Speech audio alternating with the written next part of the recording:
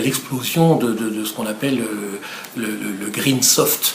On estime que c'est presque 2 milliards de dollars dans le monde actuellement et qu'on va passer à 14 en 4 ans, donc une explosion, qui là sont tous les logiciels qui permettent de mettre en œuvre des réductions de coûts de consommation énergétique, régulation des moteurs, des appareils, des bâtiments, de la climatisation, enfin de tout un tas de choses, de façon à n'utiliser exactement que ce dont on a besoin en matériaux, en énergie, etc.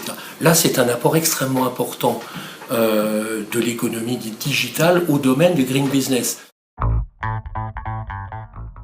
Alors, une des choses dont on est à peu près sûr, même sûr, c'est que les énergies nouvelles créent plus d'emplois par unité de produite, le kilowattheure par exemple, que les énergies classiques.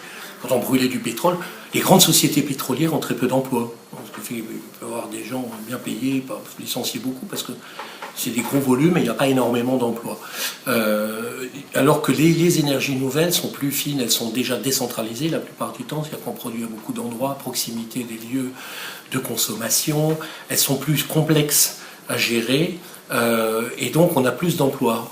On estime à peu près à 3-4 fois plus d'emplois par unité d'énergie produite quand on est dans les technologies du genre éolienne, vague, biomasse, panneaux solaires, etc. Donc la transition énergétique devrait être créatrice d'emplois. Du moins là où c'est arrivé, on le voit. Aujourd'hui, on est dans une grande vague d'innovation radicale. Alors on a connu ce genre de vague dans le passé. Nous, par notre métier, on fait de la recherche, de l'étude pour former les gens dans le monde entier. On en a analysé pratiquement plus d'une dizaine. Depuis le siècle de Périclès, on a eu des grandes vagues d'innovation. Les deux grandes dernières qu'on a connues en Europe, c'est la Renaissance et la Belle Époque, qui ont été révolutionnaires. Alors vous voyez, rien que dans les noms, on voit que c'était beau, Renaissance, Belle Époque. Aujourd'hui, on est à la veille on a commencé un phénomène de même nature. C'est-à-dire que les connaissances se sont accumulées.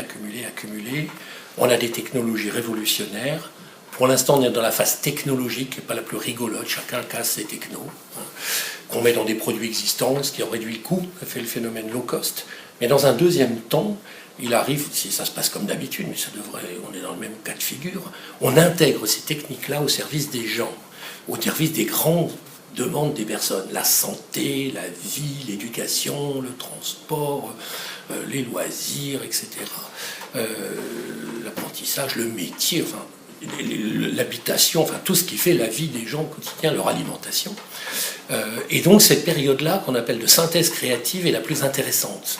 C'est là où on parle plus d'innovation, on parle de progrès. Progrès humain, et c'est le terme qui se développe dans le monde entier. Parce que les gens constatent qu'il y a progrès. Ils mangent mieux, ils vivent mieux, ils souffrent moins. Ils ont des opérations apparemment qui se passent mieux, il n'y a même pas à leur ouvrir le ventre, ils voient quoi. Et là, ça va délivrer. Donc à horizon de 15 ans, on est beaucoup plus confiant qu'on est à horizon de 2-3 ans. Parce qu'on devrait être résolument entré dans la phase de création.